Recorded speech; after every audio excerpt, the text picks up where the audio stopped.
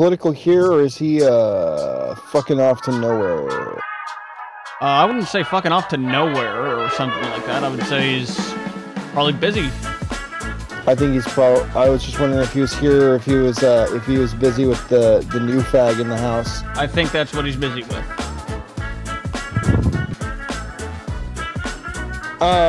Man, we got a lot of stuff to talk about this week. Indeed, we do. So much news happened in the last 4 days, my dude. Are you kidding me? It's been crazy. I've had people who would normally just laugh off whatever I'm talking about start asking me questions. Like, hey, what's going on? What's happening with this thing?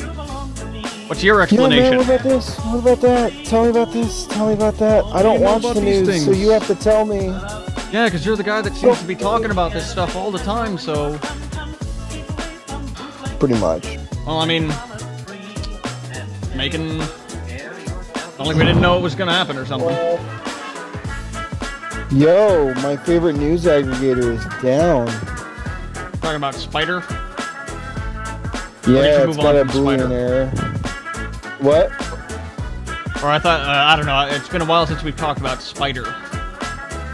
Oh, I love that thing, but it's having an error right now. I just happened to check it, and it looks like it's... Brazil just had their election today, by the way. Oh! I wonder how that went. Apparently the stabbing victim is winning the presidency, as so it seems. It's been kind of crazy. Did you say the stabbing victim? Yeah, one of the candidates got stabbed. Oh, wow. It's a really rough country, my friend. Huh. So I'm kind of keeping an eye on it, but you know, if you want to watch stuff like that, like the riots and the protests and you know, voting crowds and whatnot, just like the happenings, this channel that I follow on YouTube called GloomTube, they almost always have live shows going during all this shit. Yeah, that's what I was watching when Vegas went down. Yeah, dude, GloomTube is coming up. It's coming up. Like every riot. It's a, you know, GloomTube brings families together. I'm just telling you. All you need to do is watch some human tragedy to realize that your family is important. If only you could see my face. I can't argue with that. Looks like I'm having trouble with one of my patch cables. I'm not all buzzing out, am I? You're buzzing a little bit, but it's not so bad that I want you to rape yourself. Okay, because I just got Oh, there you go. There you go. Now you're having trouble. Shit. Okay, let's get our live, get our monitoring up. It's like you said something about it, and then it just made it worse. Yeah. Like you're talking from the great beyond. We're probably gonna get some rain sounds from my end, because wow. That is bad. That must have been what it sounded like when I talked with my fucked up mic. Damn. That sucks. The mysterious, the unexplainable. I can hear you from a ways away, but you know. From a ways? How about now? I can hear you better now. Let me just grab a better cable, why not? On that fateful day. You just got them laying around? The places. My friend, we cannot keep this a secret any longer. Can your heart stand? Oh my god. Where is it? Giant ass guitar. Let's get that open. In Chrome.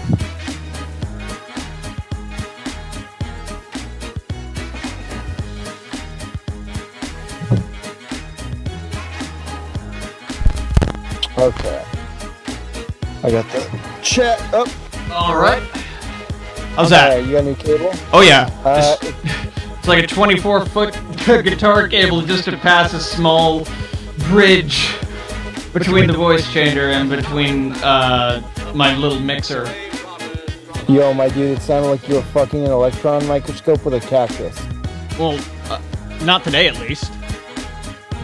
I mean, not that you're aware of that I've done today. Definitely sounded weird. Right now? Or... No, earlier. Earlier. Okay, good. Earlier. So long as we're back to normal and everything sounds good, then Then I'd say we're in I think we're about set. We're on episode 20, right?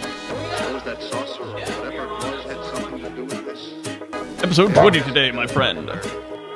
So many. Okay. Allow me to pull up the show notes. I will make sure this goes without fish. Oh, if anybody's out there listening to the chat right now, speak up. Seriously, I'm not monitoring that thing. I'm not sure if we got anybody on there checking it or not. And we want to interact with you today on these days of days. Hey, worst case scenario, we'll talk into the void. I got no problems. I got no shame. I've been doing that all day. Hey, ain't that the truth? Alright, let's see here. Where's Johnny? That's not what I wanted, dude. I'm losing my mind today. Oh, aren't we all? I want the Discord on top, and I want the YouTube on bottom. Alright. YouTube on bottom. What the? The shocking fact about grave robbers from outer space. What the hell? What? I'm just having...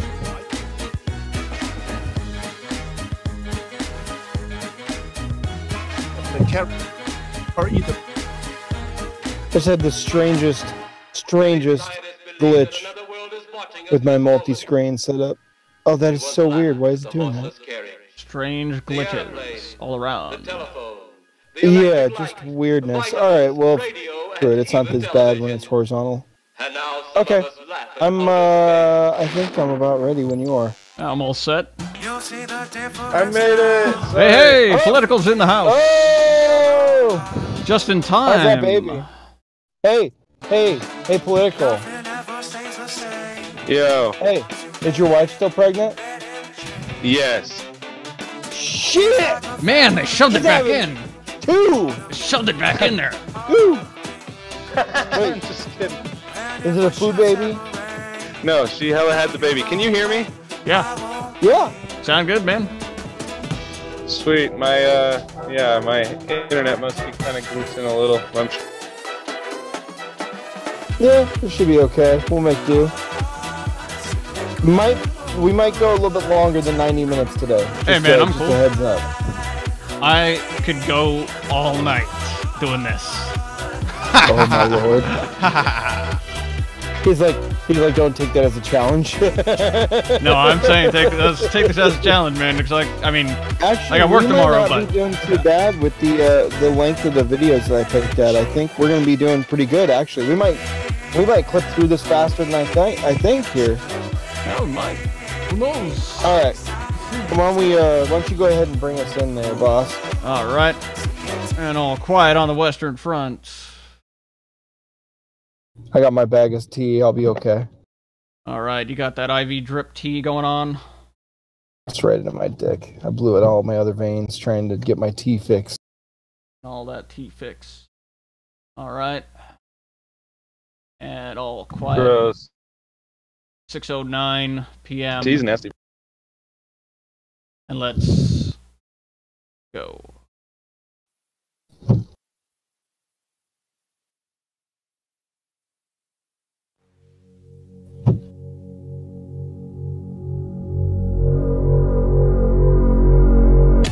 Howdy again there, ladies and gentlemen, to the Need to Know podcast.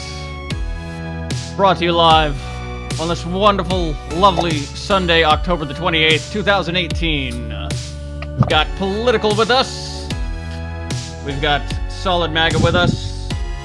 And I'm General Tweed, as you all should know. Or if you don't know, well, now you know again. Brought to you by Bags Tea. Bags of tea in an IV drip. Also brought to you by Adrenochrome. Love that shit. Yeah. Not me. Yeah, nobody does. Nobody except for the crazies. Oh, alright. Man, it's been a long week. Oh, I think I could use a nap after all that shit. Tell me about it. You got bombs being sent in the mail, supposedly. We got shootings, rather large-scale shootings of religious establishments. Some interesting news the world over. I don't know. I think we have a lot of places to go. We got some updates from some areas of the world that we haven't really heard from in a while. We do have an Israel segment this week. A few other things. I don't really want to give it away too early, but I think it'd be good if we just start back with North Korea. We've got 2 clips from North Korea. First one's a pretty quick one. These updates are actually really quick. And I don't think we've ever heard from this particular news agency before, Arang News. I don't think we've ever used them before. So does not sound familiar to me. Yeah, I thought it was interesting to hear from a different news outlet for once. So why don't we go ahead and play the first clip and see what's going on with sanctions in North Korea. And off we go. The United States is urging all UN member states to fully comply with sanctions on North Korea. In a statement Friday, the US State Department welcomed a UN committee's decision to ban port entry to 3 vessels suspected of engaging in illicit activities with the North. However, it said member states should immediately end all sales of refined petroleum to North Korea until the regime abandons its nuclear weapons and ballistic missile programs. Meanwhile, according to Radio Free Asia on Saturday, the EU has followed the UN and included more ships on its sanctions list for banned ship-to-ship transfer of refined petroleum on behalf of the regime. Yeah. Nice. So throughout the entire North Korean negotiation, like China was still sending the petroleum, and we were actually having to turn back a bunch of those ships, kind of creating a lot of tensions for us diplomatically. And so now that's kind of hitting the MSM again. It's getting a little bit more attention. So just a little bit. We'll go ahead and take a look at this next clip, which talks a little bit more in detail about specifically how those sanctions were violated. Basically, this is business as usual. The U.S. is trying to get everybody to be on the same page because our strategy is, bilateral pressure. Like, it's just all over the place. Make sure that everyone is applying pressure to North Korea so they'll capitulate. Because if they don't, then, they could just go buy their shit from. So it is what it is. But let's go ahead and watch this next clip and get the details. And we're moving on. US is slapping more sanctions on those involved in shady dealings with North Korea. The Treasury Department's measures target 2 Singapore-based companies and their chief for money laundering, shipping cash and narcotics, and even more illicit activity on behalf of the regime there in Pyongyang. Lee Seung-jae reports. The U.S. Department of Treasury said Thursday that it's targeting Wheationg, a commodities trading company, WT Marine, a marine fuels company, and Tan Wee Bang, a Singaporean national who serves in senior positions in both firms. According to Treasury Secretary Steven Mnuchin, Tan and his co-conspirators made deliberate efforts to launder money through the U.S. financial system on behalf of North Korea. Mnuchin added the U.S. government will not overlook such deceptive practices and is deeply committed to the final, fully verified denuclearization of North Korea, as the Treasury will continue to enforce and implement sanctions until that time. 41-year-old Tan is accused of overseeing millions of dollars in commodities contracts for North Korea, along with at least one other individual dating back to at least 2011. WT Marine is closely related to Wheationg, as 2 of its vessels, the JW Jewel and NYMEX Star, engaged in illicit economic activity linked to North Korea last year. The sanctions impose a freeze on the property or interests of the designated entities, vessels, and persons within the U.S. American citizens are also banned from dealing with them. The designations are the latest actions taken by the U.S. in order to enforce UN sanctions on North Korea and pressure the regime into giving up its nuclear weapons and ballistic missile programs. Lee Seung-jae, Arirang News. Germany. How about that? So yeah, I kind of like their news outfit. They seem to be pretty straightforward, right to the point. But I just thought they did a really good job of letting us know what's going on there. Yeah, where are these guys located from? You know, I haven't actually done all the digging on that yet. We'll take care of that afterwards, I guess. I don't know. We'll have to look into them because I think I'm going to start following their channel. Oh, that was pretty good. I just pulled their videos this morning. They were the only ones that had a good update on North Korea, so I was stoked about that. You know how I am about picking videos for this shit. We like to go around the world here, don't we? Oh, yeah. All right, so we've been kind of dancing around Iran the last couple weeks because there's not much going on down there. And I found this clip on Fox News where they're talking about how the markets have shifted since the Iran sanctions have been reestablished. And so I thought this might be a good way to, basically a retrospective of the last 6 months and what we can expect going forward with Iran and the way that Iran and the markets are working. We're going to learn a little bit about the American petrochemical market as well in this clip, for those of you that don't know. So it'll be kind of interesting to learn a little bit here. Iran's markets, what you don't know. A retrospective. Let's look at the oil price today. Brent crude oil trading over in London about $80 a barrel. Then the price of West Texas Intermediate, a little over $69. And you know, speaking of West Texas, I was there back in August visiting some of the rigs in the Permian Basin as we look at pictures of those now. And at the time, some of the workers there were telling us they believed that the oil they were pumping in Texas would make us safer. So with questions about what we're going to do about Saudi Arabia, will those workers be proven right? We bring Stephen Shork in, the editor of the Shork Report, to talk about this. Stephen, it's good to see you. And is there anything to that, the idea that there's so much oil coming out of our own country that maybe it should be used as leverage in this back and forth with Saudi Arabia? Well, I'm not sure about leverage, but certainly stability. And I think that's what everyone in the market really wants to see. These spikes from 75 down to 25, back up to 75 now, it doesn't do anyone good, especially from an investment standpoint and certainly from a consumer standpoint. So now that the United States certainly is an exporter, and in fact, prior to this summer, the state of Texas alone was exporting more crude oil than it was importing. Pretty remarkable phenomena. So certainly it's adding stability to the market, and stability does, I think you can make an argument that stability does equal a safer environment. It is interesting. By the way, it'd be helpful if we could get more of that oil out of that area. It's been bottlenecked for so long because of pipeline issues. Now, all of this overseas seems to come back, right, to what's going to be happening and already happening in Iran. Production is already down. Exports from Iran down 700,000 barrels a day since May. The expectation is it could fall much more than that as these new sanctions go into place. So how do you see things playing out? Because that's obviously a big part of the Saudi Arabia story. No, wait a minute. Iran, the sanction oil, they're taking oil off the market? Oh, that's right. That story's been out for about 5 months now. So the market has had 5 months now to adjust to that news. And in fact, when we came around to this past August, crude oil demand here in the United States has never been stronger.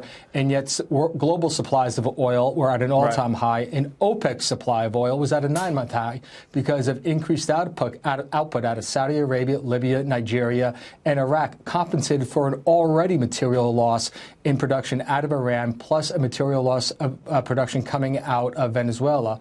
What we're now seeing today are short-term fundamentals compensating for the global geopolitical narrative. That is to say, you cannot swing a cat now in the United States without hitting a barrel of oil. That's how much oil we've added to the market over the last 3 weeks. So I do believe this has been priced in. So that's interesting. So as a bottom line, Stephen, of all the conversation we've had here over the last few minutes, how much do we really need Saudi Arabia? Because to listen to the president and others, we really do need them when it comes to oil and other things. But maybe you're hinting at the fact that it's not as big of a need as it's been made out to be, or maybe we don't need Saudi Arabia. Well, no, I don't want to go too far, undercut the importance of Saudi Arabia. It's certainly important, but the point here is that Saudi Arabia, just like Iran, just like Venezuela, they need us more than we need them. That is to say, when your only major export is one single commodity, you are completely married to that commodity.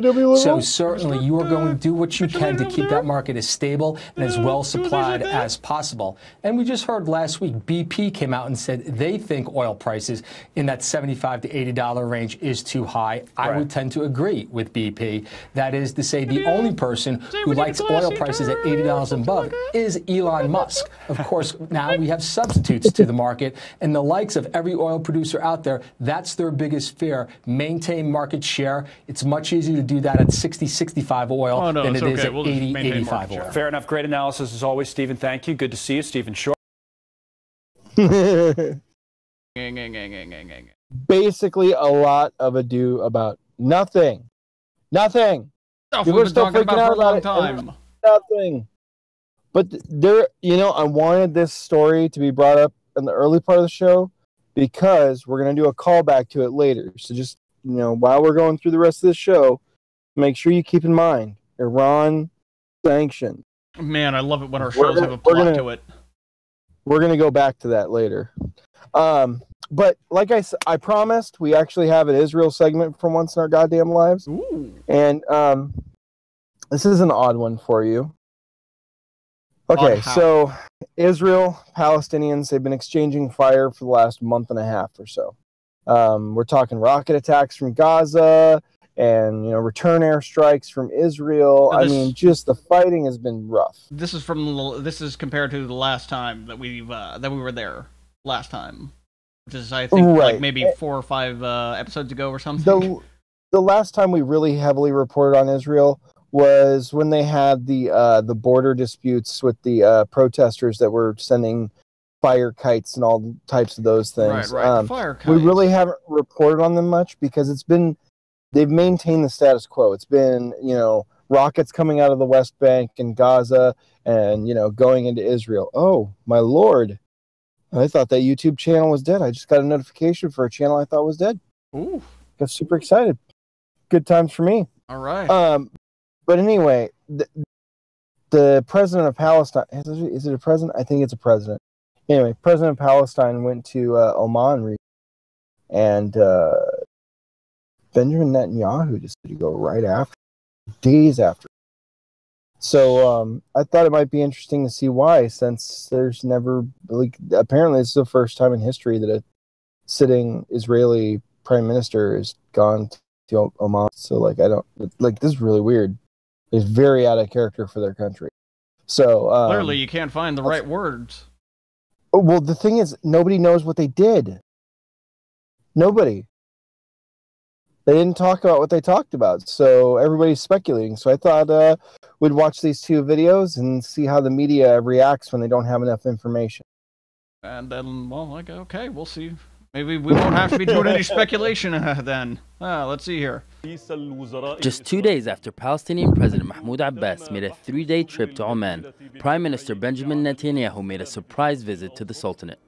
It's the first time an Israeli leader has visited the Gulf state in more than 2 decades. In a joint statement, Prime Minister Netanyahu and the Omani leader Sultan Qaboos said they discussed ways to advance the Middle East peace process. But Oman's foreign minister says the U.S. still needs to play its part. We are facilitators in many situations that can help convince opposing parties on how to reach an agreement. When it comes to the Palestinian issue, we believe the mediator that has to play a new role is the US, and particularly President Trump. Iran criticized the visit, saying Israel aims to create divisions between Muslim countries in the region. Netanyahu and his wife were joined by a large delegation of Israeli officials, including Mossad intelligence chief Yossi Cohen. Oman and Israel do not have official diplomatic ties, but Netanyahu insists relations between Israel and Gulf countries have been growing, due in part to a shared opposition to Iran. Guarantee you that the Iran deal pause this for a second. Has had. Did you notice that blue dot? Yep. The big blue dot. Big blue dot. I guarantee you. They either took this from they either took the video from USA Today or Euronews. And they just put a dot instead. No, because the logo that they have is a blue dot. Yeah, so they just made it blue all the way instead. No, it was a they just blurred it out. Yeah, blurred it out. Blurted. Like a rap video. One positive consequence. An unintended one, but a positive consequence. By empowering Iran, It brought Israel and many Arab states closer together than ever before. From an Israeli perspective, this is a big win for Netanyahu.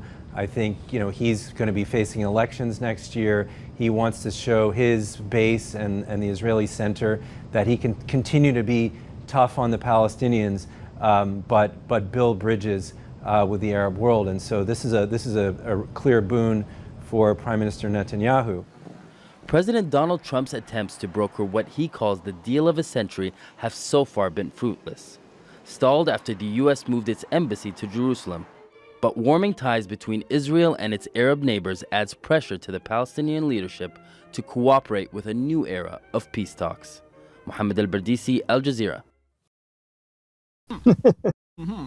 It's so funny that they have that little logo down there. And they just couldn't get the rights to keep that logo there. You would think that they would just slap their own logo over the top. Yeah, why not? I mean, it's just a little bit over. Just literally just move it just a little bit over. Right. Just slide it slightly to the right and just down just a little bit. So silly. Oh my What did we learn? Nothing. That's the thing. All we know is that they went and talked to each other. So this is kind of the clip that talks about their visit. Now let's talk about the let's watch this next clip and see what France 24 says. Because this is a perfect example of us playing one news agency against each other. So Al Jazeera is funded by Qatar, like the Qatar government.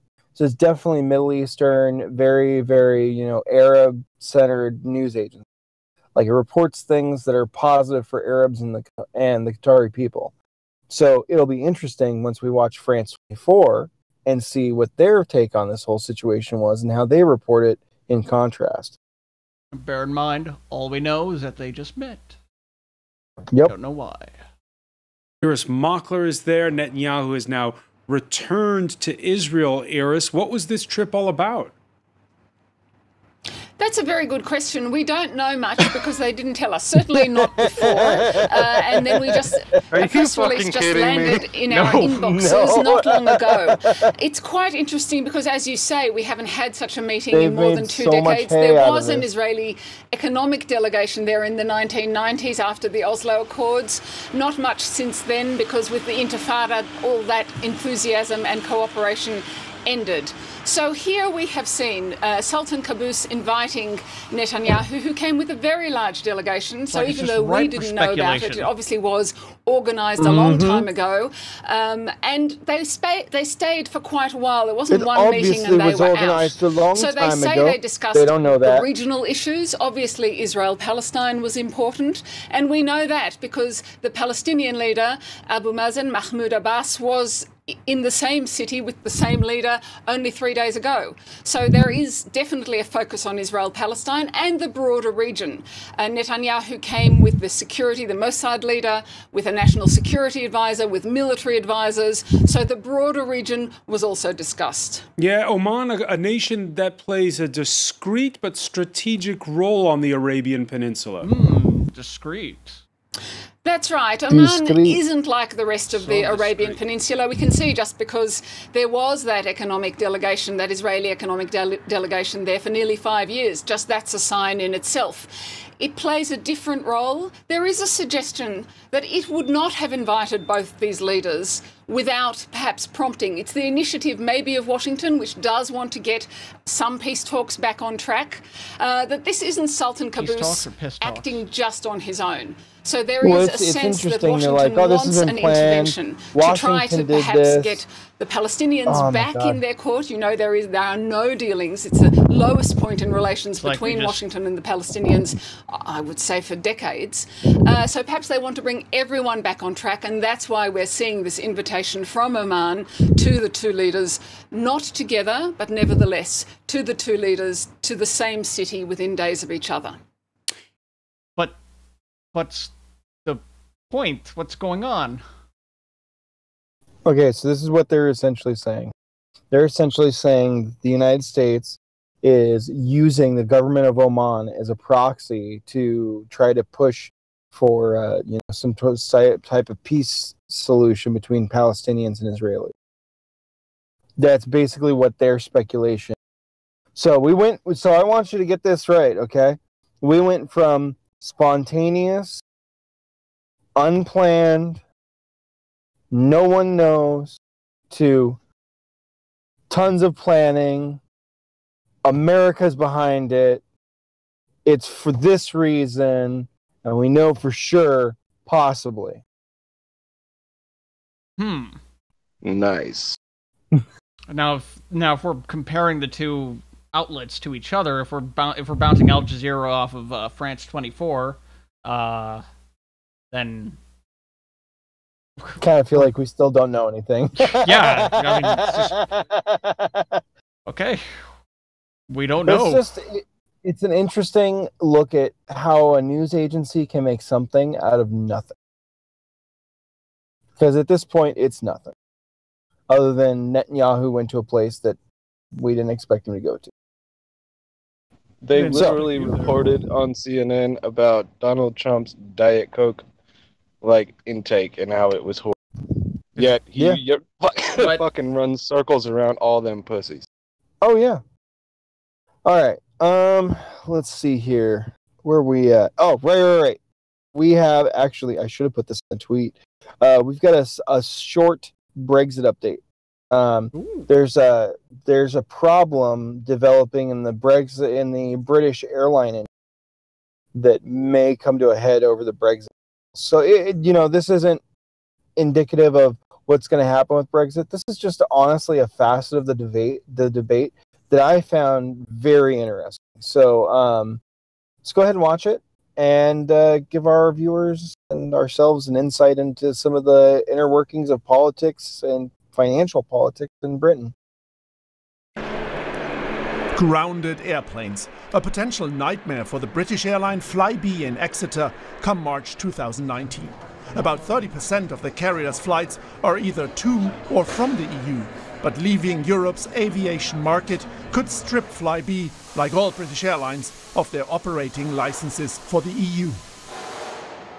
If it were a cliff edge, extreme, what I call cut the umbilical cord, those 30% don't exist any longer. That would be my interpretation of an extreme hard Brexit. They don't exist. Those flights would not continue to operate. But that has not yet stopped Flybe from selling tickets for flights after Brexit. If you stop sales and your competitors remain in place, then you're handing it to them, and who knows the outcome of Brexit. So we continue to remain on sale, we continue to sell seats. Air traffic rights are just one post-Brexit problem. Another prickly issue is airplane safety. Currently, only the EU's Aviation Safety Agency can give planes approval to fly. The UK government wants to stay a full member of the institution, but the EU, says Paul Everett, has ruled out cherry-picking.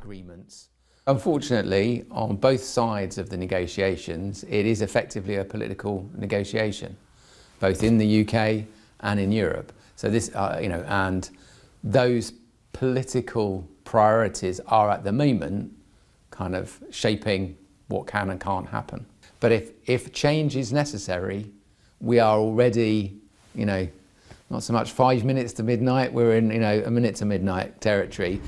The interests are vast. The UK aerospace industry generates 36 billion euros in revenues a year and employs some 120,000 people.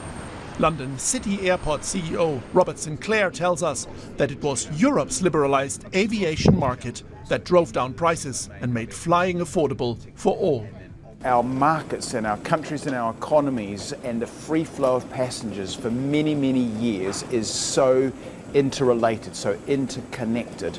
And it's actually in the interests of all sides in the UK, but also in mainland Europe, to maintain that level of connectedness that people have enjoyed for so many years. Sinclair would like to see the aviation market separated from the more contentious issues in the Brexit negotiations.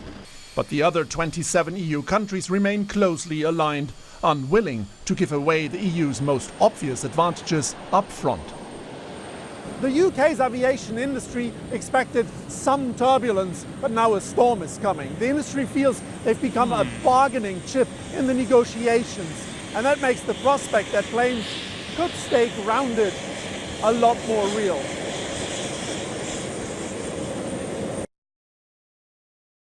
So how about that? we've got basically this airline, does 30% of their business just on flights to and from UK to Europe. Ferrying people around. I wonder how many people were aero commuting, like flying to work on, like a daily or every other day basis. That'd be kind of an interesting number to see. Be an interesting statistic to pull up. We had that, but Let me see what we've got here. Okay, so all right. You would think that Pretty much the out of- border would be easy. No, I know. no, it's not. But this is what it is. They can't decide what they want to do. Nobody's happy. They're going to try to push for a second referendum, which it better not go through. Otherwise, they're going to have a serious, crisis over there as far as, governmental crises go. Oh, yeah. Okay. So, I don't know if you know this, but there was a summit about Syria, and we just got reporting back about it, today. What? Really? Yeah. Just today. So, I think so. There might have been more. Was it a couple days ago? I can't remember. I feel like it was probably 3 or 4 days. Could be. Let's just set this one up. Let's see where we're going. All right. So, oh, no. This was really recent. This was okay. So basically, there's a bunch of leader nations that are meeting to figure out what the fuck to do about. Notice that we were excited. So let's go ahead and watch this clip from Euronews. All right. Should set it up. The Constitutional Committee for Syria should be formed as soon as possible. That's according to Turkish President Tayyip Erdogan, who added he hoped it would be formed before the end of the year. It comes after a four-way summit on Syria in Istanbul, together with Germany's Angela Merkel, France's Emmanuel Macron and Russia's Vladimir Putin. UN Syria envoy Staffan de Mistura, who's stepping down at the end of next month for family reasons, also took part. Erdogan says the four leaders discussed the return of refugees to Syria and they agreed that the returns should be voluntary. They're hoping to lay the groundwork for eventual peace in a country devastated by years of war. A key challenge is their divided opinions about Syrian President Bashar Assad, who is backed by Russia and Iran, and whose government has retaken most of the territory that rebels seized during the war that has killed over 400,000 people. The leaders hope a ceasefire in Syria's northwestern province of Idlib can provide some momentum for peace efforts. Idlib and adjacent areas are the last stronghold of the rebels who rose up against Assad in 2011. The area is home to an estimated 3 million people, more than half of whom have already fled as government forces advanced.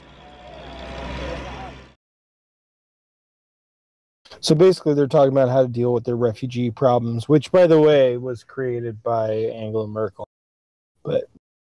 And the fact that they're all there meeting this week,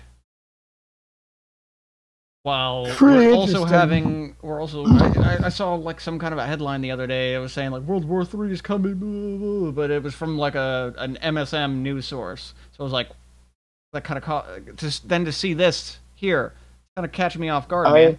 It's what the hell is going on? I definitely don't think that we're going to see World War III, but if you watch this next clip, you might see why they're all meeting up and what they're wanting to do. The leaders of Russia, Germany, France and Turkey have arrived in Istanbul for a summit on ways to end the fighting in Syria, in particular in the last rebel stronghold in Idlib province. Earlier, Russian media reported that Russian President Vladimir Putin had spoken with his French counterpart Emmanuel Macron about scheduling a meeting between himself and President Trump in Washington. Jobo. Russia has turned the war in Syria around by helping its ally, Syrian President Bashar Assad, fight the rebels, and they're now nearly all defeated. Meanwhile, Turkey's President Tayyip Erdogan wants to drive out Kurdish fighters from northern Syria, who could help Kurdish fighters who are inside Turkey. Successive Turkish governments have tried to defeat a Kurdish insurgency for decades. The insurgency. Yeah, so basically this is driven by Erdogan trying to make sure that we end the refugee crisis. He's got millions of refugees in his, and it's hurting his bottom line. That's why he's, scrambling to make economic deals with, Russia and Germany. And then I don't know if you've been paying attention, but he's basically been blackmailing Germany with refugees ever since the migrant crisis started. Oh, yeah. So that's basically what this whole thing was. Now, keep this cast of people in mind, because this is going to tie back into our fucking sanctions story here pretty quickly going into the rest of the show. All right, keep it in front of my mind. So there was a really interesting interview this week. We get a lot of flack from both sides of the aisle about Jared Kushner, like very badly. And some of it's legitimate, some of it is just people don't know the guy. I mean, he's not really been in politics much. It's kind of the way it goes. But he had a really interesting interview, and I know that our audience is not a big fan of CNN, but I have to say, after seeing that Project Veritas video with Don Lemon where he says that Russia's a nothing burger, that he doesn't know why they're reporting on it, I had my mind changed about the guy. Now, I could see in this interview, he gave Jared Kushner, he did a very good job of interviewing. Let him say his piece, didn't jump down his throat, spout rhetoric, nothing. It's pretty good. Dude, this is a good one. I'm stoked. Yeah, so we're gonna watch a little clip from this video. Basically, we're gonna come in the middle of a story that he's telling, and the story that Jared Kushner is telling is he's telling about a bipartisan bill that he was able to get passed that had to do with prison reform. And just so you guys are not left out in the cold, the basic line of this bill is that you can get a reduction in your overall sentence if you work throughout your sentence for the reduction. So, like, if you have a 10-year sentence and you want to get 6 months knocked off, you can go do rehabilitation programs that will earn you points that will take, time off your sentence. So if you're really working to be a rehabilitated member of society, a positive, productive member of society when you get out, then, they'll reward you for that. You know what I'm saying? That actually sounds kind of good. Right, and so Don Lemon was sitting there. He was really shocked. So he really wanted to know how Jared Kushner was able to get Nancy Pelosi and Donald Trump to work together to get a bill passed. And I think this is a really what? This is Lemonhead? Yeah, it's gonna be Don Lemon. Oh, excuse me, all right. Not Don Lemon. What's his? Van Jones. I'm retarded. Yes. Oh my God. I was like, okay. Sorry. I'm sorry. It's the other black guy on TV. My bad. Yeah. Okay. All right, bro. Yeah, Van Jones, the Veritas. Red Box okay. Is All right. Racist again, of course. But regardless, so Van Jones. Man, just ignore everything I said about Don Lemon and apply. Yeah. Fuck Don Lemon, bro. Fuck Don Lemon. Seriously. Anyway, I fucking hate that. Van Jones does a really good job on this interview, so yes, I think everybody should watch it. Right. If you get a second, if you have a full 45 minutes to watch the whole interview, I encourage everyone to watch it. And both sides of the aisle. I'm so glad we cleared that up, bro, because I could not I could not tell people to go watch a Don Lemon interview. Were you getting triggered? Bro, I was getting triggered. I was like, fuck Don Lemon, man. All right. I'm triggered! Oh, shit, bro. That's fucking hilarious. All right, let's watch this Kushner interview. Because I think he sees it as a fairness issue. Well, let me get back to the way this brain of yours works. How did you then get Trump and Pelosi on the same bill? In other words, the First Step Act, the bill you've been pushing, it got through the House 360 to 59. The bill would have 100,000 federal prisoners able to earn their way home earlier, stop women from being abused. That's like less than a 25% no vote. Less than 25% of a no vote. Like this guy knows how to work with people. So let's let it go on. But nobody's been able to figure out how to do something that you figure out how to do. You have Trump and Pelosi on the same bill. Briefly, how did you do that?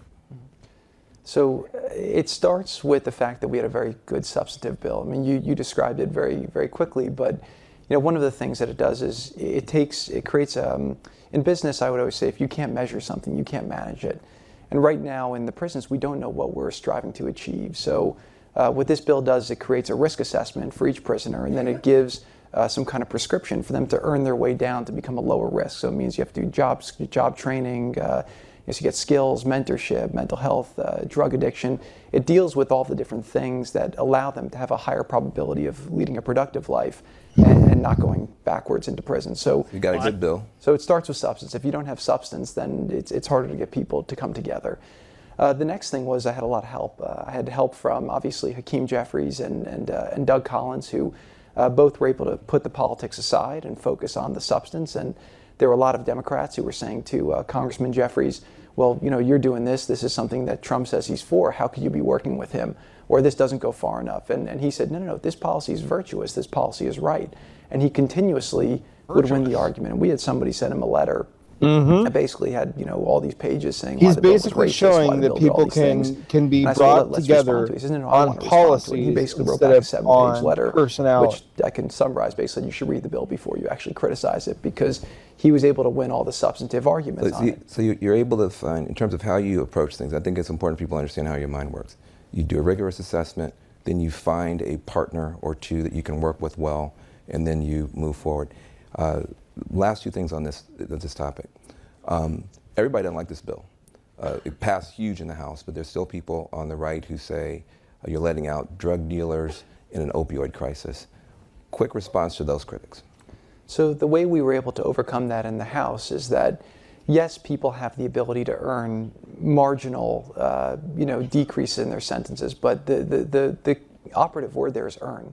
So if you have somebody in prison for 10 years, you can say, would you rather them go back after 10 years of no programming to the streets, or would you rather them leave after 9 or 9.5 years, having spent those 9 or 9.5 years earning that 6 months to a year off by participating in all of these programs that will give them a much higher probability of becoming a productive citizen? And I think that once you explain that to people, we find that everyone gets on board. And to the question you asked before about how we got approved, we also had a lot of help from people like yourself, and that's why, again, I'm appreciative of what you've done, because, again, you were able to take the situation and put the politics of it aside and say, if we're fighting for something that's right, I'll be out there vocally for it. And I think that gave a lot of courage to a lot of Democrats and a lot of the traditionally left-leaning organizations to come out in support of the bill when they were being pushed to be against it because Trump was for it. Speaking of those left-wing groups, some didn't like it because of Trump. Some said the bill didn't go far enough, and the bill should have had sentencing reform in it.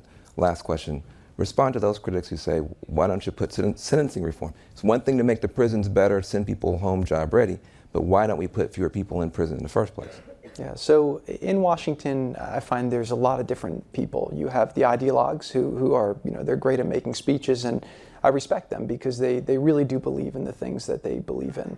And I do think most of the time it comes from a very genuine place. I think you also have the pragmatists, and I try to be more of a pragmatist where, for me, I think that if both sides got exactly what they want, then you'd end up with nothing, which is what's happened for the last 10 years. And I think the process of Washington is bringing people together. And, everyone says Washington's broken. And the time I've spent on this bill actually shows me that our system of democracy is really an amazing system, because it shouldn't be easy to get laws passed. You should have to fight. You should have to bring people together. You should have to win the arguments, not fight in the way that maybe people are fighting now sometimes. But you should have to fight for the things you believe in, and you should have to really make progress. And what I would tell these people is that, look, this bill will help 100,000 people find a way to not become future criminals, to become productive members of society. These people have families. If these families can have these people back spending their time improving themselves and back sooner, that's a win. And,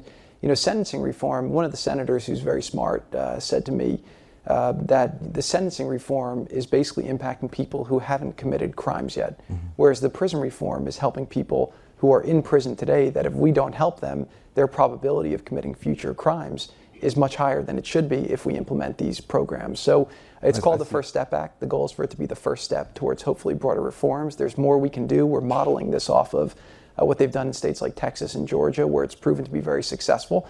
and hopefully we'll get this done, and then there's additional steps we can do. So I'm for progress, I'm for moving forward, and I'm hoping that a lot of the people in the House and the Senate will be with us as well.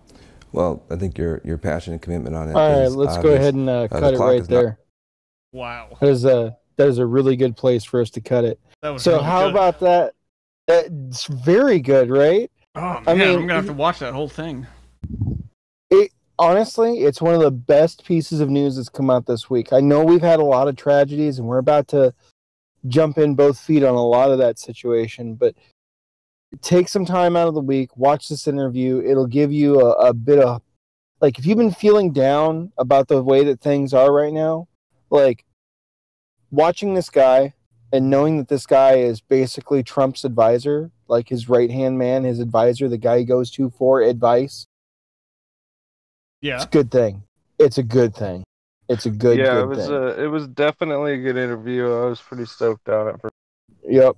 Yeah, I heard you guys talking about it for a while there, so looks like this will be the chance. Honestly, one of the things that I really like is that he's pushing a message of unity, and that's what the country needs. Really badly, we need to kind of reach across party lines and remind everybody that, he was hey, talking we're about neighbors. a lot of bipartisan shit. Like, if you don't support this, you're a fucking retard. I think that's one of the reasons I feel bad for saying that. Well, that's just kind of the way it goes. But at the same time, because he's able to do that, he's able to get past a lot of the bullshit that you hear from places like CNN. Now, of course, this was at an actual convention, right? This is at a convention, so they weren't on TV. So I think they kind of dialed it back a little bit. But like I said, Van Jones got caught by Project Veritas saying that the Russia gate is a nothing burger. So winning. I think they might have some real journalists over there that are unfortunately stuck. This guy might be one of them. Maybe. Okay. Man, that ran long. I apologize for that one. I know that was a hefty clip, but very, very well worth it. Yeah, can somebody drop a link to this video into the YouTube chat or into one of the chats?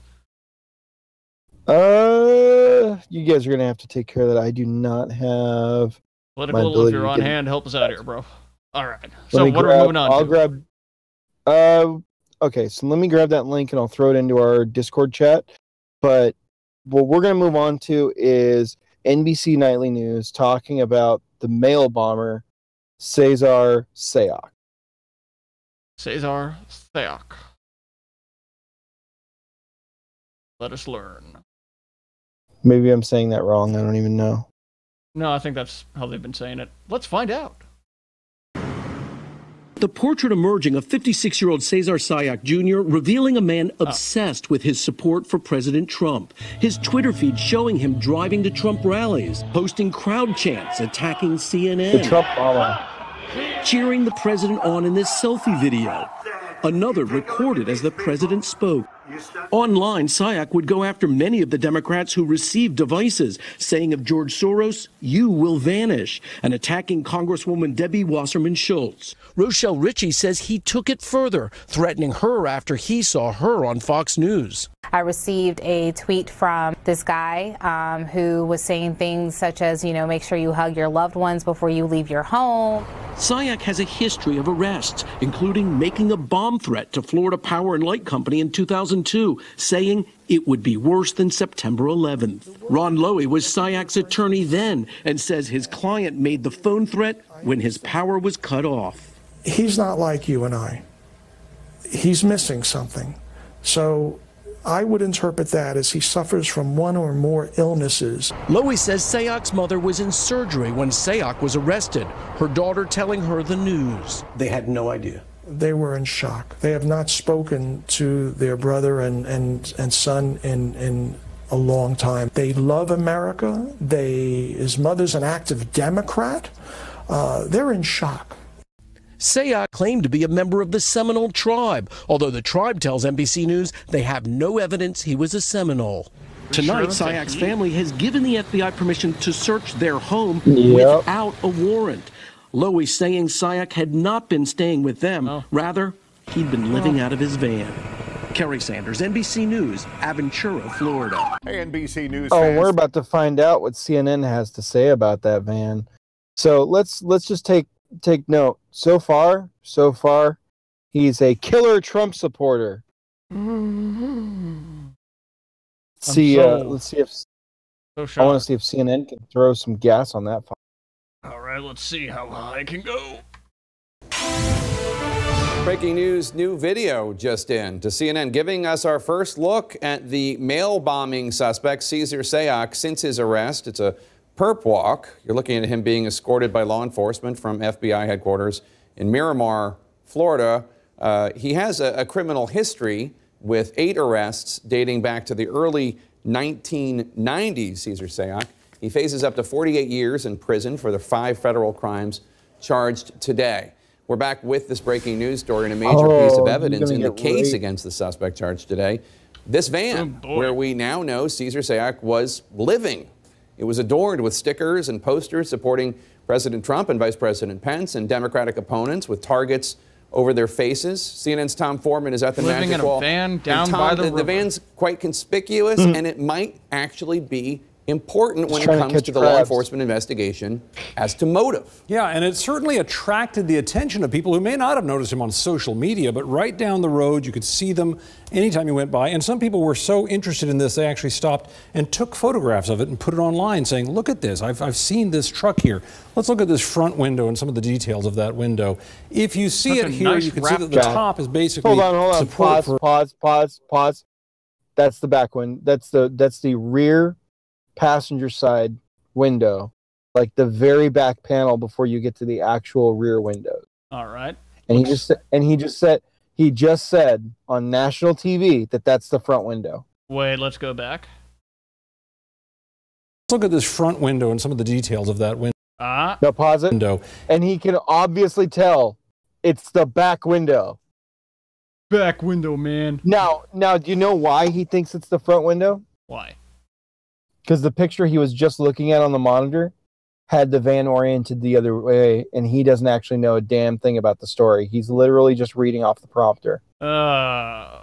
Goodness. Correct. We have no prompters here. If you see it here, you can see that the top is basically support for Mike Pence and Donald Trump, that whole team there. The second line, sort of inexplicably, is mainly about sports, although there's some reference to Trump in there, but it has to do with a boxing match and that sort of thing. But then when you get to the bottom part here, Jake, that's when you start getting into the really sort of nasty stuff. This corner down here, that's where you see the crosshairs on Hillary Clinton, on a picture of Barack Obama on a tricycle, on the filmmaker Michael Moore, on Jill Stein from the Green Party, from our own Van Jones here about CNN, and other images that have a very sharp sense that these people somehow need to be targeted in some matter. And then beyond that, if you go to the other image in this other window down here, you can see, again, a whole amalgam of things. Support for the president up here, then some motions over here about abortion rights.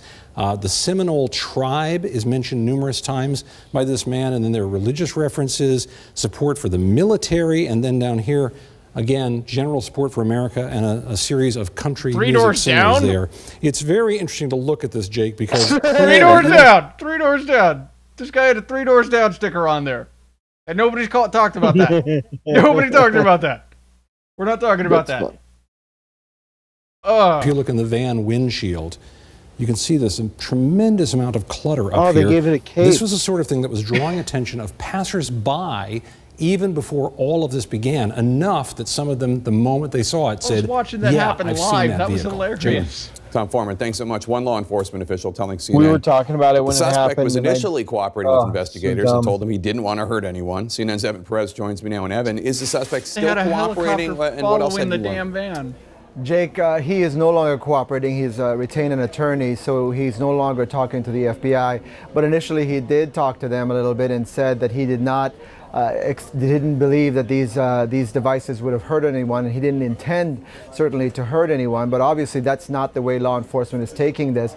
They worked very hard over the last 24, 36 hours, and some of the key things, according to the criminal complaint that we now see, confirm some of the reporting we had earlier today, which includes that at least two of the IEDs, 2 of these bombs, the FBI was able to recover DNA that they believe belong to SIAC. So that was very key in this investigation. That's something the FBI had in its possession. Another thing was a fingerprint from one of the packages, one of the bombs that was sent to Maxine Waters, the Congresswoman. That was also very key, according to this criminal complaint that the Justice Department has filed. So wait, are those?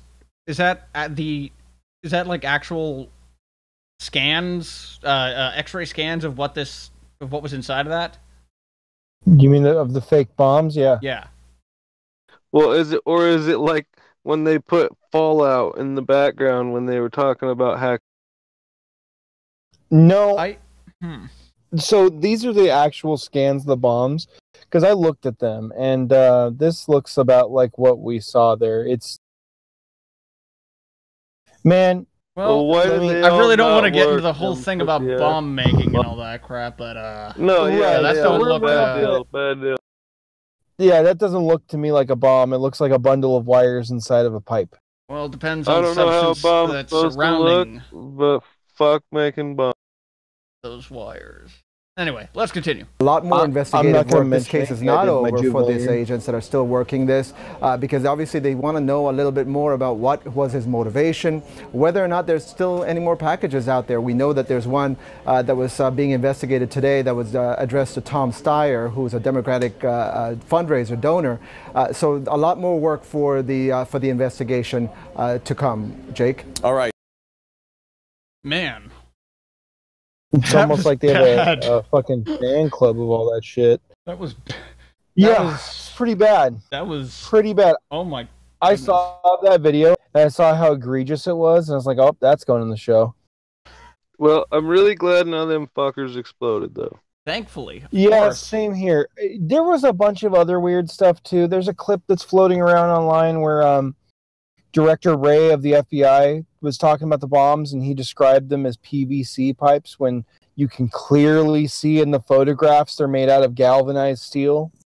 Like, there's some interesting shit going on in this whole story, but I think we're going to find out more as time goes on, probably over the next week, especially since we have to shift gears and talk about another national tragedy, the synagogue shooting. Well, I guess the bombing thing isn't a national tragedy so much as it was a terror campaign that had a bunch of people scared for a while, because nobody really got hurt. But in the case of the synagogue shooting, that's just not the way it went. So let's hear from President Trump. He made some remarks after he heard about it, and I think it'll be interesting for us to listen to him first and then see what the media has to say. We'll get to it, SOB. All right, here we go.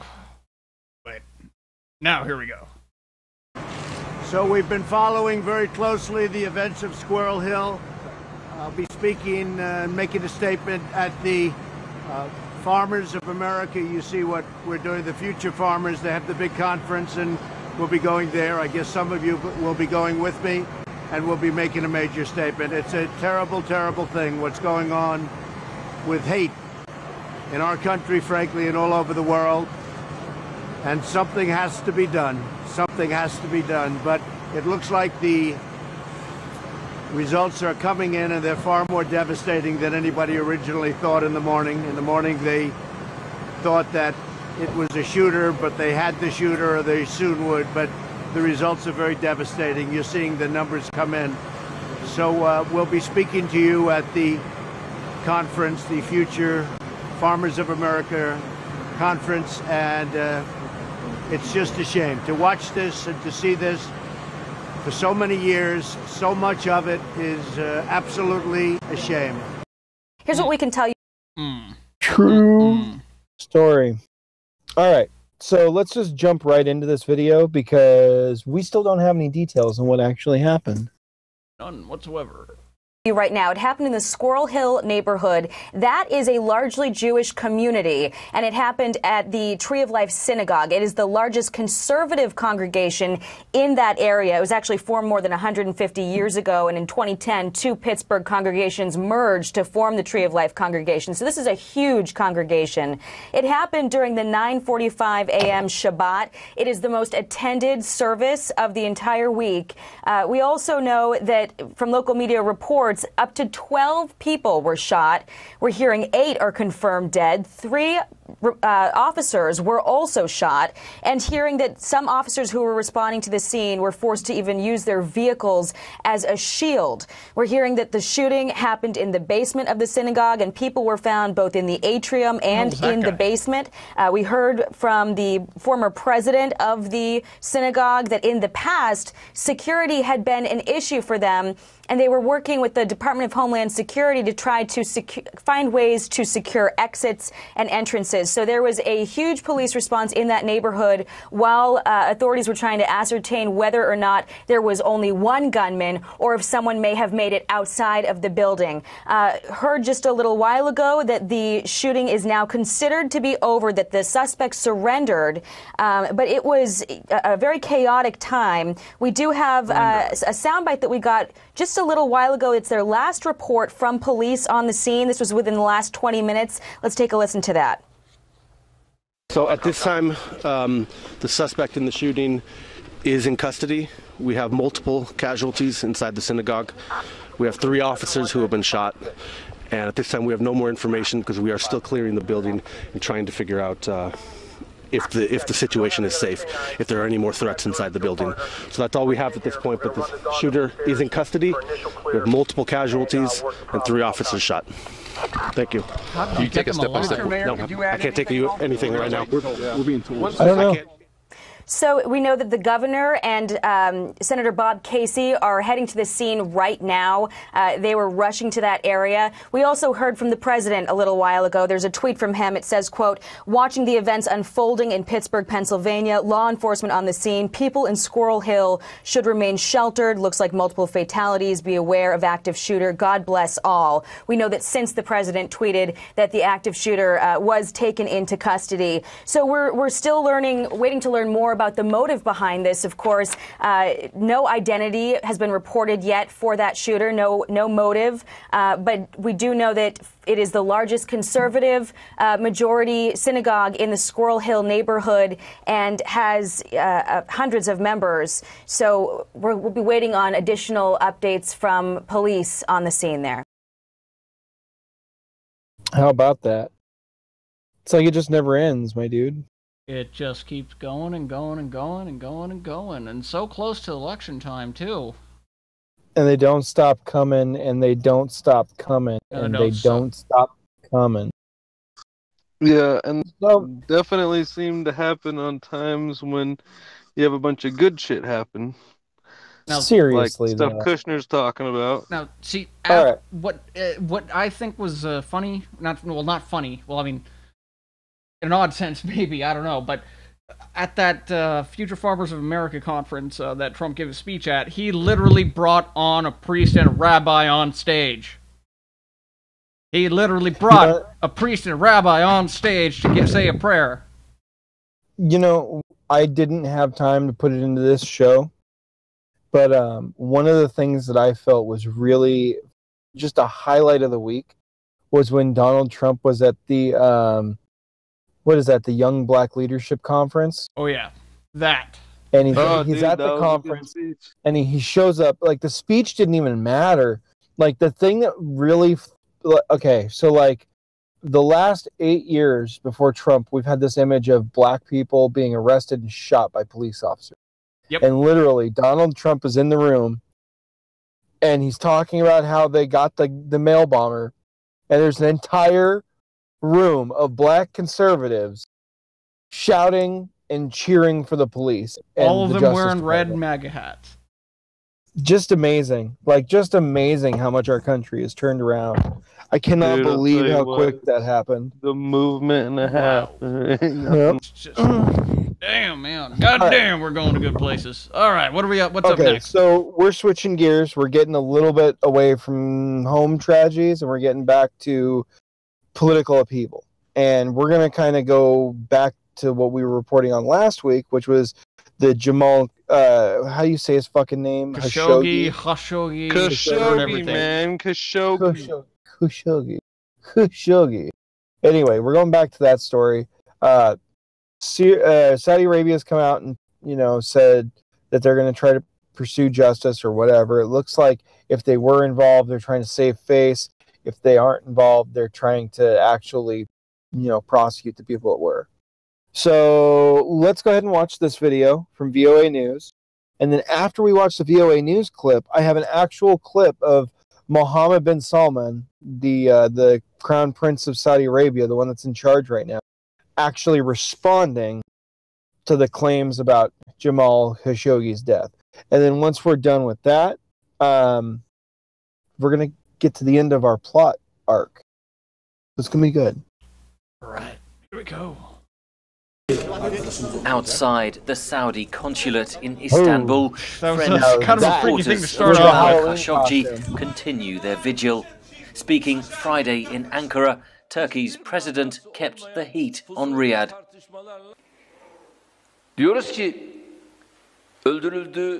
It's clear that he's been killed. But where's the body? You have to show the body. President Erdogan hopes to damage the global image of Crown Prince Mohammed bin Salman, next in line to the Saudi throne, says Middle East analyst Kyle Orton. And if it makes it difficult for the Saudis to interact with the West, particularly with the Americans, it gives an opportunity for Turkey to step into that gap. Turkey's strategy is rooted in the battle for political leadership of the Muslim world.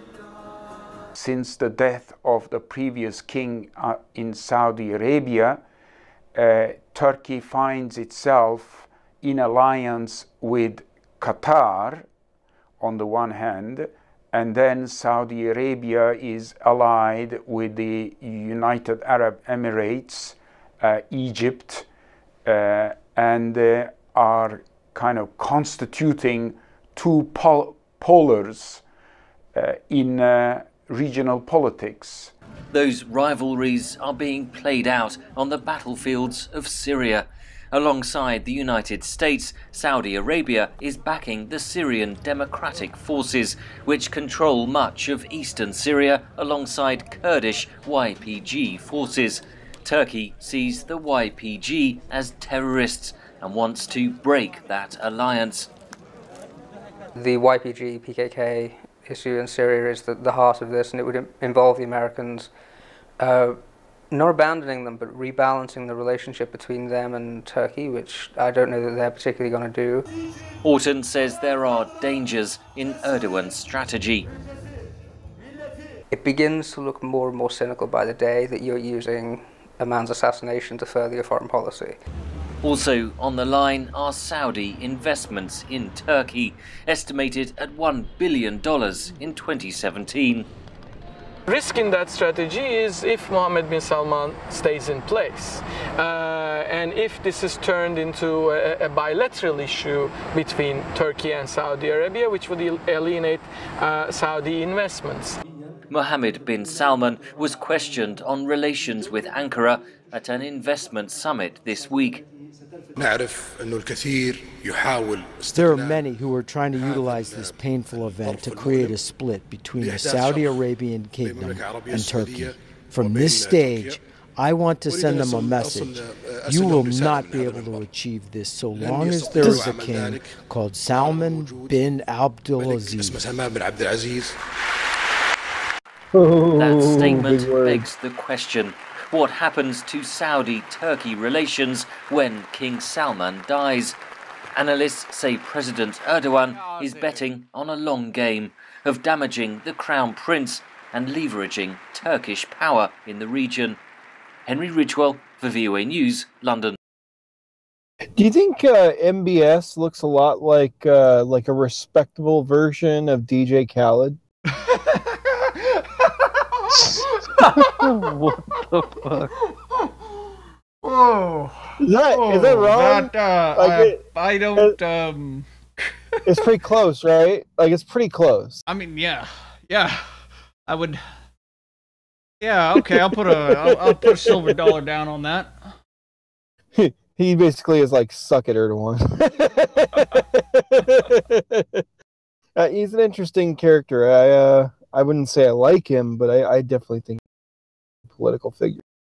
Saudi Arabia. All right, so are you ready to get to the end of our story? The great story that I've been having people hold on to bits and pieces of throughout the entire episode?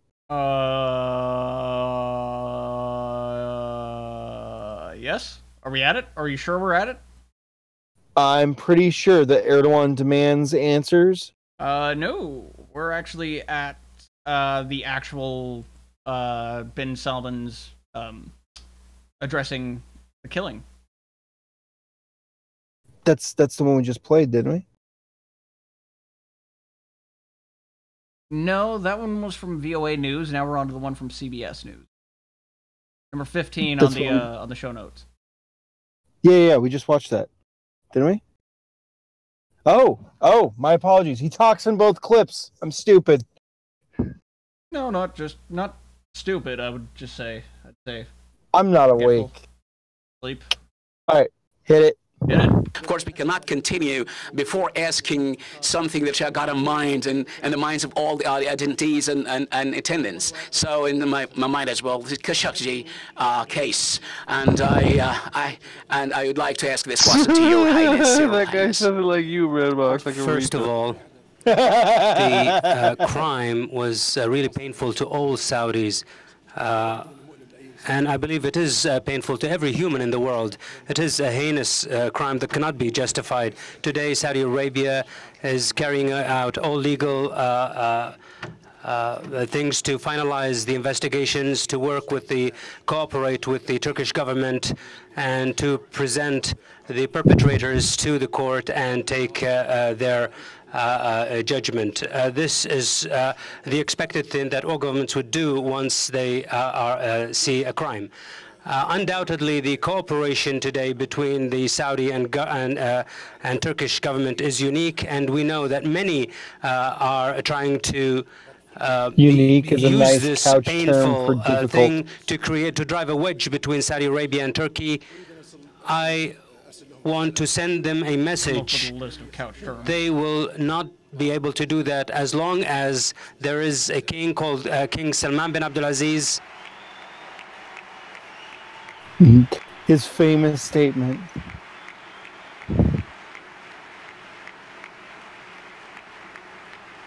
It'll be interesting to see if the economic order in Saudi Arabia And changes a soon. crown prince called Mohammed bin Salman in Saudi Arabia.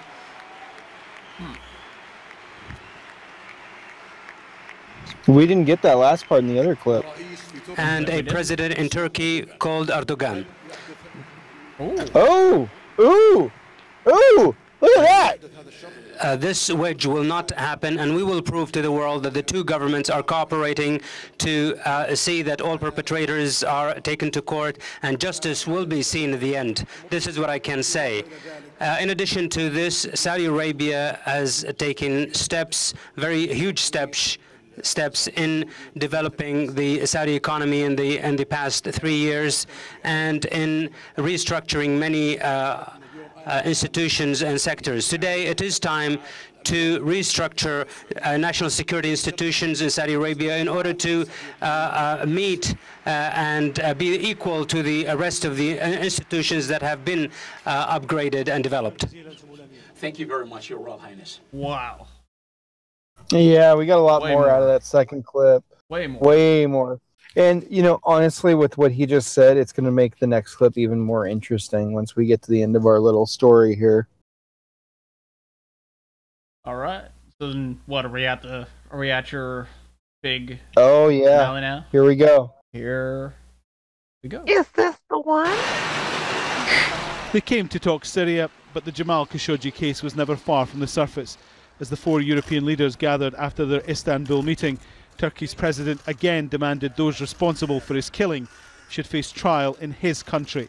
This crime took place in Istanbul. If Saudi Arabia is not going to put these people on trial, the Turkish judiciary can do that here in Istanbul and through our Ministry of Justice.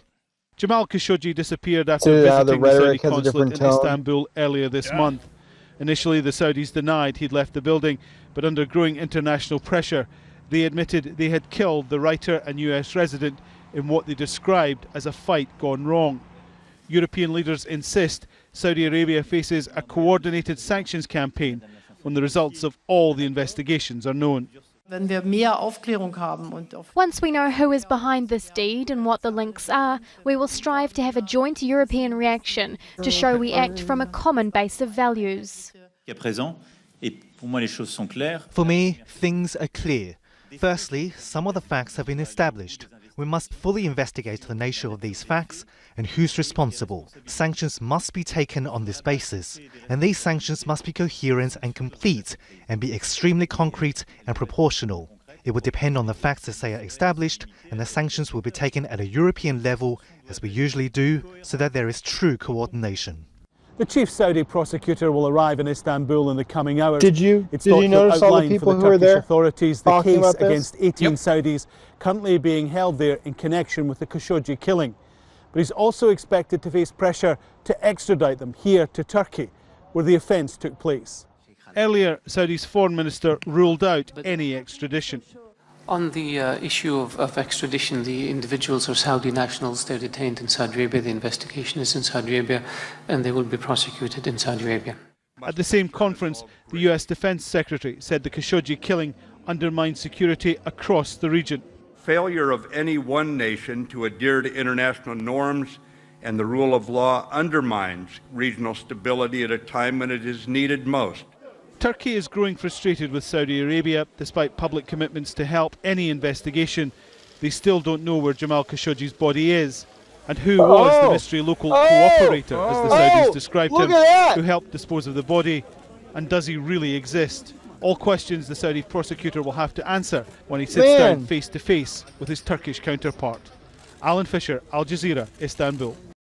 Man, it's almost like Turkey has been kind of like a tsundere, like a member of the NATO alliance, and that they've been kind of like thinking about whether or not they were actually going to continue being part of it. And man, it's almost like they're trying to put sanctions on Saudi Arabia, and the countries that want to do it are the ones that lost out really bad in the Iran deal. And it's almost like Russia's making overtures to Turkey, which is something that we've been upset with because of the NATO alliance. Man. But that would never happen, right? Like it's the same people, it's the same stuff, but no, never. No, that couldn't be what that meeting was about. Not at all. No, I definitely think that probably came as part of their Syria summit. But man, it's just really kind of interesting there, huh? I think it's a major power play, and I think that people are downplaying what's actually coming out of this whole Khashoggi thing. There, I think they're trying to use it as a vehicle to throw sanctions at a U.S. ally to try to hurt the U.S. economy. That's what I think. I think that would be a fair assumption. It would also be pretty interesting if it turned out this guy was still alive. You know? I would be interested too. That would throw a wrench at a lot of things if it turned out that this guy, this Jamal Khashoggi, is actually alive still somewhere and just hiding. It'd be interesting if it turned up in Saudi Arabia. Oh man, that would make things bad. All right, so we've got or some shit like that. Oh yeah, exactly. Oh no, Jim Morrison's still alive south of the border. All right, we got one clip left, and I should have included it in our synagogue shooting coverage, but it's not part of that story. So I wanted to separate it out so that we would think about it in a way that was kind of divorced from the tragedy of the synagogue shooting. And basically, what we're about to share with you folks, CBS did a quick story. Well, I guess it's not that quick since it's almost a 7-minute video, but they did a quick story about Gab. If you're not aware, Gab.ai is basically a clone of Twitter that allows you to say whatever you want on it as long as it's not illegal. Twitter has a lot of terms of service and community guidelines and stuff like that. Gab, not so much. Well, in the wake of this shooting, it looks like they're using the shooting to try to take Gab off the They've been denied by a bunch of their transaction companies that handle their bill payments, and it looks like their hosting company has canceled their subscription contract. So let's go ahead and watch this, kind of get an update on what's going on with Gab and all that, and then we'll talk a little bit about it and bring her home. And in our broadcast center in New York City here at CBS News, you've been watching our continuing coverage of the shooting at that synagogue in Pittsburgh. You've been listening in to our station in Pittsburgh. I want to also bring in for you, for a long time, before he allegedly killed 11 people, we do know on Saturday morning at that Pittsburgh synagogue, 46-year-old Robert Bowers had been active on social media, particularly on a social media app called Gab. And on the platform's official Twitter account, Gab says it is, quote, a mission to defend individual liberty and free expression online. But many have accused Gab of becoming a home for white supremacists, particularly the alt-right. Bowers used the site to post angry anti-Semitic and anti-immigrant comments. Gab has confirmed the account belonged to Bowers. It has since been taken down. The platform says it's provided Bowers data to the FBI. Our Dan Patterson, CNET senior producer and CBSN contributor here, joins me now by phone. So, Dan, give us a sense. You've been talking to me all this week about this. It's been on your radar. For viewers who don't know exactly what this app is, Gab, what can you tell us about it? Rena, Gab is a crowd-funded social media site that launched in 2016, hosted on Microsoft's Azure cloud platform and Cloudflare that, much like Facebook or Twitter, allows users to post short status updates. The difference is that while flying the flag of free speech, many of the site's users repeat much of the same angry rhetoric often associated with the alt-right. A number of those users are also those who are banned from mainstream social media platforms for hate speech. So what kind of influence does this app have? Yeah, so the site has about 500,000 registered users. And when we think about the scale of Facebook or Twitter, that doesn't seem massive, but the influence outscales the volume of users. In a verse, chorus, call and response type of way, we see much of the same divisive language used by the president reflected on the site and vice versa.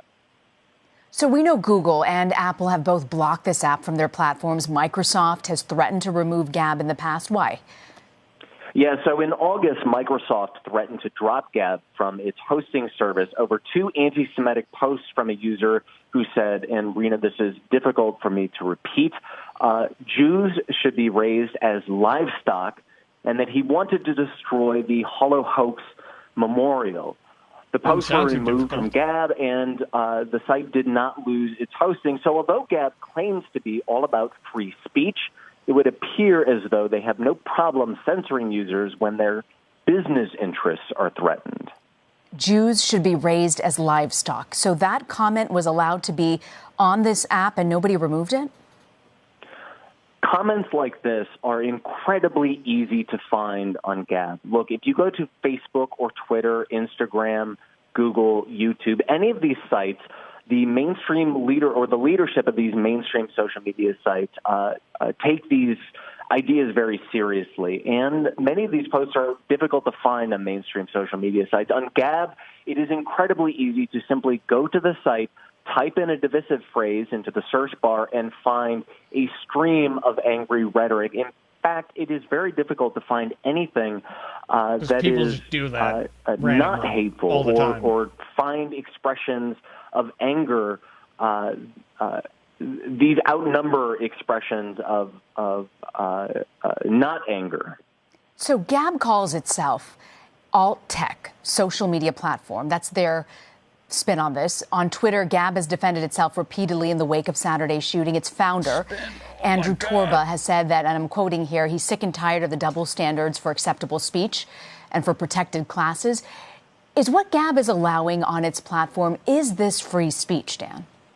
Well, it's kind of wrapping the moniker of free speech around hate speech. And look, expressions of anti-Semitism, racism, sexism, homophobia, these are not air quote free speech. Daily reminder, these are expressions hate speech of bigotry is free speech. and very clearly anti-American. These are indisputably the ideas of repression, the opposite of free speech. These ideas repress and are designed to shut down truly American ideas like Free the freedom speech is to only worship free and when it celebrate makes you your feel religion happy. without the threat or actual violence. So Gab claims that it disavows political violence and says that words are not bullets. Can the company reconcile that with the speech that's being distributed on this platform? Well, we've all heard the cliche, you cannot yell fire in a crowded room, and there's a lot of precedent to back that up. Amplifying hateful rhetoric under the banner of free speech does not relieve you of the responsibility or the liability that comes from distributing this type of content at mass scale. Although Gab says they're now working with the FBI, and they posted a Medium post saying we have zero tolerance for this, that came at a very convenient time. Instead of doing that before a mass shooting occurred that was amplified on their platform, they did it afterwards. And unlike the leadership and mainstream social media platforms like Facebook and Twitter, before Saturday's horrific event, Gab's founder Andrew Torba seemed unwilling or unable to take substantive action to tamp down on hate speech. So all of this comes after the fact, after lives have been lost, and after the company has amplified hateful rhetoric. I mean, they fucked up. Dan Patterson, I want to thank you so much. I know you've been tracking this, especially with the mail bombings as well. What did they fuck up? And the rhetoric on this particular app. What did they fuck up? We're at the end of this clip anyway. Look at the URL. Okay, go back a little bit and maybe 30 seconds. Okay, look at this statement. Okay. Source, gab.com. Yep. Gab.com. If you go to gab.com, you get a 502. It's gab.ai. So wait a minute. Yes, that is true. Is there a possibility that so they fucked up here? They fucked up here. They legitimately fucked up here. Yeah. They're dumb. So then this is fake news. Well, let's see if I can get Gab to load up. I bet you. Yeah, are you gonna? No, we're not. It loads. It loads. We still have. I heard they had like a day or so, but I gotta read this tweet to you. Hold on one sec. I got this tweet for you. It's from Montel Williams. Oh no. So Montel Williams says, "Just a note. I speak Russian fluently. I therefore can spot a native Russian speaker who is conversant, but not fluent in English. A lot of you #MAGA people are talking to Russians." Oh no, they covered my secret, you guys. I broke into your Discord archive and I made you all come into this and to create a podcast, and they don't understand. I've been founded. Oh my gosh. Oh no. Oh no. Papa Putin's gonna kill me. Dude, I think we got him with the all your servers are belong to us. No, that was pretty funny. All right, you want to take us out, boss? Oh, I thought we had one more. That's it. Oh, We're that done. was it? Really? Yep. Man, we're going way that's too the one I fast on snuck all in these on the things. end. Man, I know. Way too fast, man. Way too fast. I thought it was like go I'm just way getting over into this. time. Oh, okay. Well, yeah. All right. Well, let's get ourselves taken out then. Oh, anybody want to add anything else to this before we leave? I think I'm pretty. I don't have any big announcements or anything. My wife's not pregnant anymore. If you're, hey, is your wife pregnant? Dude. I'm just kidding. But the only thing I really have to say is be careful out there. Election week is always a crazy one. Vote red, and we're going to be checking in with you guys the Sunday before the election. Wait, is that? Yeah, it'll be the Sunday before the election. So it should be a crazy week, and then we'll have something to report on after the election, too. I'm excited about that. Word. Oh, yeah. Alright, then. Oh, man. Nice show. Went by too quick, though. Really wish we'd, I don't know. For some reason, I just kind of want to talk more. But, alright. Hey, there's always the Discord. And you can find the link to the Discord on my Twitter. Yeah, there is. Yeah, it is. But alright then, you guys. Thank you all for joining us this week. If you enjoy what we do here, what we do for free, we don't take any kind of donations or anything of that sort, or anything like that. We don't ask you for money, we don't ask you for crap. But I'd like to ask y'all for one thing this week. If you guys can help us spread what we're doing, spread the link, get more viewers, get more people in, just to, you know, throw in some more stuff in the comments. So that way we can actually have a lot to talk about and actually be able to interact with the chat. And with just a couple of people that we know that are here and all that. And, well... yeah, it would be more fun to get more eyes. I hope everybody has an awesome Halloween.